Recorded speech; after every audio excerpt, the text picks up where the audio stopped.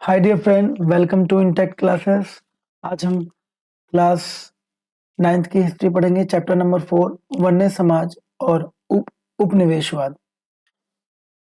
इस चैप्टर में हम देखेंगे और जानेंगे कि कैसे अंग्रेजों ने भारत के जंगलों पर कब्जा किया और वनवासियों के जीवन को प्रभावित किया। ठीक है, तो अंग्रेज लोग में पता ही आए थे धन लूटने, हमारे इंडिया को कंगाल करने। ठीक है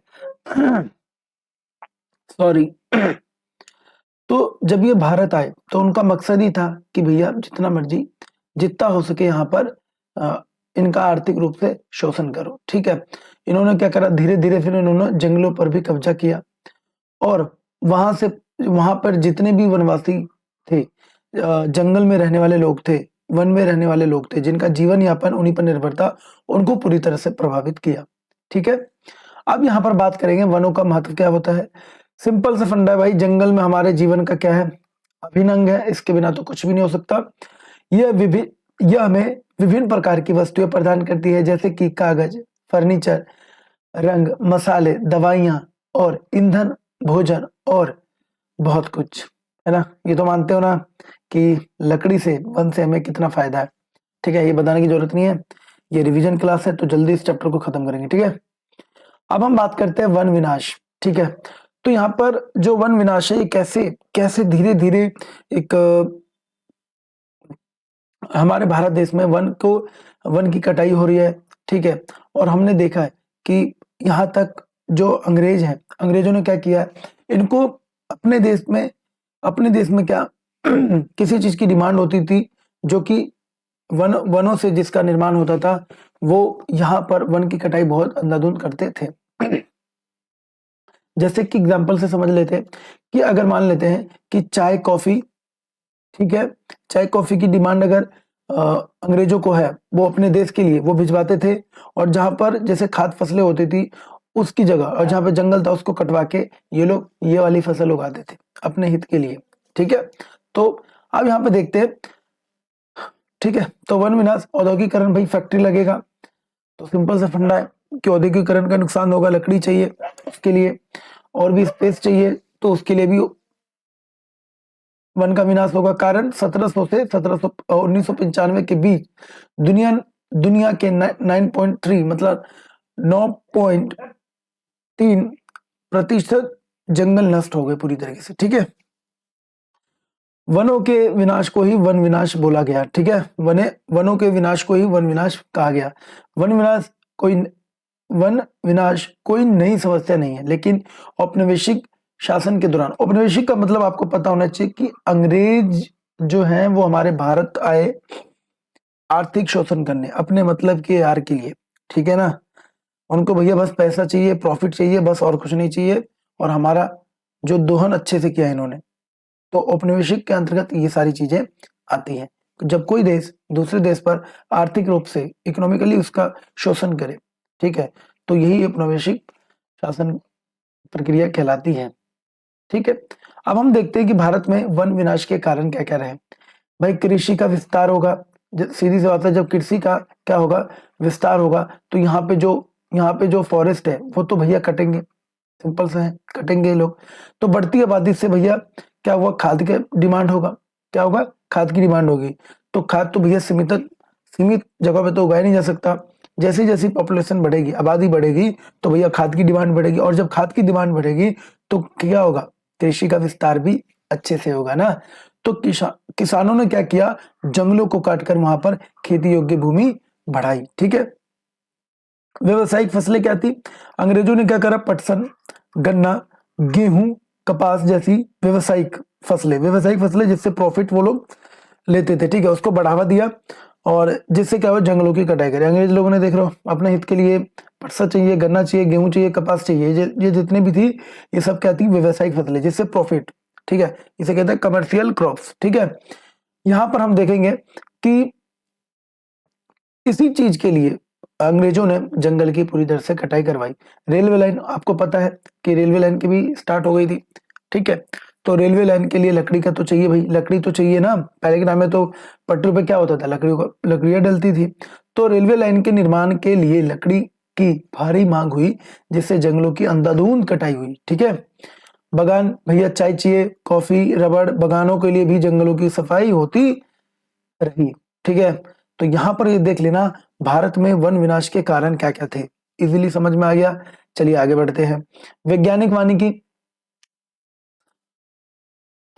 अब हम बात करते हैं अंग्रेजों ने जंगल के संरक्षण के लिए वैज्ञानिक वानिकी की शुरुआत की। तो यहां पर मैं बात करूंगा कि वैज्ञानिक वानिकी इन्होंने स्टार्ट करी किसके लिए, जंगल को बचाने के लिए। वाह, खुद ही दोहन कर रहे हो और बचा रहे, देख रहे हो। प्राकृतिक वनों को हटा काट कर उनकी जगह एक ही प्रकार के पेड़ों को लगाए गए, एक ही प्रकार के पेड़ लगाए गए। वन विभाग ने जंगल को नियंत्रित करने के लिए नियम बनाए और लोगों के जंगल उपयोग पर प्रतिबंध लगा दिए हैं। अब यहाँ पर क्या हुआ कि जो एक वन विभाग इन्होंने एक तरह से ऑर्गेनाइज किया और इस तरीके से उन्होंने जंगल पर जितने भी लोग थे जंगलवासी, वहां पर एक तरह से एक सीमित आवाजाही पर एक तरह से रोक लगा दिया उन्होंने। वहां पर कोई भी आ और जा नहीं सकता था, ना ही वो लकड़ी काट सकते थे, चाहे वो आदिवासी लोग हैं चाहे कोई भी हो। ठीक है, तो यहाँ पर हम देखेंगे कि जंगलों को आरक्षित किया और सुरक्षित और ग्रामीण श्रेणियों में पूरी तरह से बांटा गया। आरक्षित वनों में लोगों को प्रवेश वर्जित था। ठीक है ना, आरक्षित जो जिस जिस वन को अंग्रेजों ने आरक्षित कर लिया वहां पर भैया कोई फालतू का बंदा नहीं जा सकता था।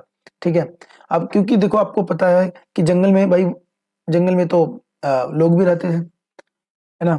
जो फॉरेस्ट में आदिवासी लोग, जितने भी ट्राइबल लोग हैं, वो लोग तो रहते ही हैं वहां पर, वो उनका जीवन यापन उसी से ही चलता है। और वहां से उनका अगर प्रवेश वर्जित कर दोगे अपने लाभ के लिए, तो ये तो अन्याय की बात हो गई। तो ये कहाँ से उचित है। वैज्ञानिक वानिकी के उद्देश्य व्यवसायिक उपयोग के लिए लकड़ी का उत्पादन करना था। लो मेन मकसद पता चल गया आपको भैया, कमर्शियल इनको चाहिए यूज, ठीक है ना, ताकि वो बाहर क्या करे, एक्सपोर्ट कर सके माल को और ज्यादा से ज्यादा प्रॉफिट कमा सके। ठीक है, अब धीरे धीरे क्या किया, वन कानून का प्रभाव, धीरे धीरे क्या हुआ, वन कानून का प्रभाव भी लगना, भाई लोगों को परेशानी होने लगी इससे। वन कानून से लोगों को जलावन, यहाँ तक कि चारा, यहाँ तक कि फल इकट्ठा करने में भी बहुत दिक्कत हुई। अब बेसिकली भाई अंग्रेजों ने क्या किया, वहां पर नियम कानून बना दिए, जिस वजह से अब तो भैया जो लोग थे, जो वन में रहने वाले लोग थे, वो आवाजाही नहीं कर सकते थे और उनको बहुत सारी दिक्कतों का सामना करना पड़ रहा था। घुमंतु खेती पर रोक, भैया घूम घूम कर जो खेती करते थे, झूम खेती पर भी रोक से कई समुदाय बिल्कुल क्या हो गए, विस्थापित हो गए, डिस्प्लेस हो गई। शिकार पर प्रतिबंध, लोगों के शिकार के अधिकार छीन गए, जबकि अंग्रेजों ने शिकार को खेल बना दिया था, जिससे कई जानवरों की प्रजातियां लुप्त हो गई थी। अंग्रेज लोगों ने खूब सारे जानवर मारे। ठीक है, तो यहाँ पर कुछ राजाओं ने भी जानवर का शिकार किया, बहुत सारे जानवर को मारे, जिससे बहुत सारी जो प्रजातियां वो भी क्या हो गई, लुप्त हो गई। नए रोजगार, कुछ लोगों को वन उत्पादन के व्यापार में नए अवसर मिले, लेकिन कई लोग अपनी आजीविका पूरी तरह से जीविका जो है खो बैठे। ठीक है, धीरे धीरे क्या हुआ, वन विद्रोह हुआ। वन विद्रोह, वन कानूनों के खिलाफ लोगों ने विद्रोह किया। अब भैया ये सारे नियम बनाए, ये सब नियम बनाए, इसके खिलाफ क्या हुआ, लोगों ने क्या करा, विद्रोह किया। ठीक है, जैसे बस्तर में 1910 का विद्रोह तुमने सुना होगा। एक और विद्रोह भैया, एक बिरसा मुंडा का विद्रोह हुआ। बस्तर के लोगों ने जंगल पर अपने अधिकार के लिए अंग्रेजों से क्या कर दी भाई, लड़ाई ले लिया भैया, लड़ाई तो करेंगे ही। अंग्रेजों ने विद्रोह को कुचल दिया, लेकिन लोगों के प्रतिरोध के कारण वन आरक्षण कम करना पड़ा। धीरे धीरे धीरे अंग्रेज लोग समझने लगे भाई बहुत दिक्कत हो जाएगी, इससे क्या होगा कि समस्या और बड़ी होती जाएगी, इसलिए आरक्षण को धीरे धीरे कम करते चले गए। ठीक है,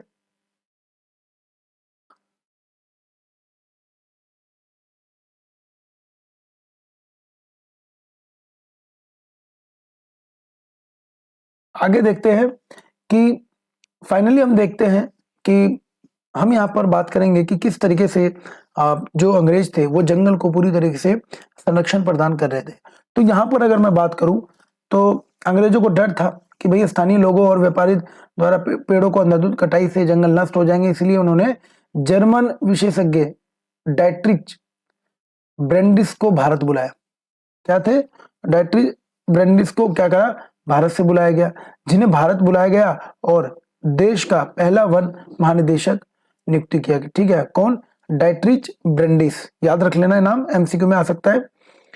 अब ये जो थे ब्रेंडिस ने जोर दिया कि लोगों को संरक्षण विज्ञान में प्रशिक्षित किया जाए, कानूनी नियम बनाए जाए ताकि जंगल जो है व्यवस्थित प्रबंध हो सके, पेड़ों की कटाई और पशुओं की चराई आदि पर कंट्रोल किया जाए। भाई ये सारी चीजें हुई। उसके बाद अगर मैं बात करूं तो नियम तोड़ने वालों को सजा भी दिया गया। तो हमने देखा कि पहला भारतीय वन सेवा जो था, भारतीय वन अधिनियम, तो ब्रेंडिस ने हाँ, ब्रेंडिस ने भारतीय वन सेवा की स्थापना करी कब? 1864 में। ठीक है, कब करी थी? 1864 में। उसके बाद भारत में 1865 में क्या हुआ? 1865 में पहला भारतीय वन अधिनियम बना। फिर 1906 में देहरादून में इंपीरियल फॉरेस्ट रिसर्च इंस्टीट्यूट की स्थापना की। वैज्ञानिक वानिकी यहाँ पर शिक्षा दी जाती थी। तो ये सारी चीजें हुई। आगे बात करते हैं वन विद्रोह। हमने ऑलरेडी पढ़ लिया। अब जावा के जंगल। जावा में भी अंग्रेजों की तरह डचों ने, अब यहाँ पर भैया अंग्रेजों ने तो डचों को भगा दिया था भारत से, तो वो जावा पे चले गए थे। तो जावा पर भाई अंग्रेज डचों ने क्या करा, वहां पर भी वैज्ञानिक वानिकी लागू कर दिया। वही लोगों को जंगल के उपयोग पर प्रतिबंध लगा दिए। इससे जावा के लोग और परेशान हो गए। भाई जरूरतमंद की जरूरत जितनी भी बेसिक नीड थी उस पर भी उन्होंने क्या करा, प्रतिबंध लगा दिया। तो वहां पर जो जावा में रह रहे समुदाय, उसका नाम क्या था? कलंग समुदाय या फिर कलांग समुदाय के लोगों ने डचों का विरोध किया, लेकिन उन्हें दबा दिया उन आंदोलन को। समीन ने जंगल पर राजकीय मालिकाने पर सवाल उठाया और आंदोलन धीरे धीरे उन्होंने चलाया। युद्ध और वन। विश्व युद्ध के दौरान जंगलों का अत्यधिक दोनों, वहां जब जब युद्ध हुए थे तो उस समय भी बहुत ज्यादा जो है वनों का बहुत ज्यादा दोहन हो रहा था। वानिकी में नए बदलाव। 1980 के दशक से सरकारों ने वन संरक्षण को महत्व देना शुरू किया और वन समुदाय को इसमें शामिल किया। ठीक है, तो इतना ही था ये चैप्टर। ठीक है, तो आप रिवीजन करिए, 1 से 2 बार देखिए, रिवीजन हो जाएगा आपका अच्छे से। ठीक है, धन्यवाद।